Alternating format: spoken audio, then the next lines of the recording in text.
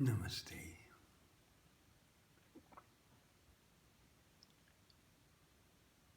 Contemporary to Gautama Buddha, later contemporary, Sri Shankara was a great saint, a great bhakta, a devotee of Lord Shiva. In his pursuit to enlightenment, he realized that without the blessings, Ashirvada, of the Devi, he could not reach enlightenment.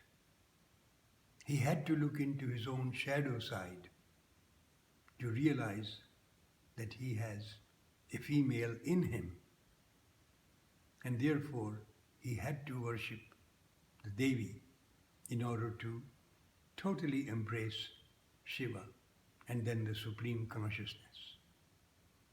So he wrote hymns to the Devi. Ya Devi Sarvabhuteshu Jnana Rupini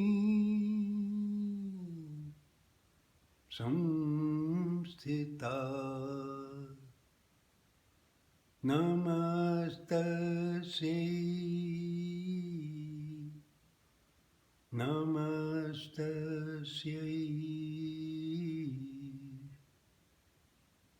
Namastasya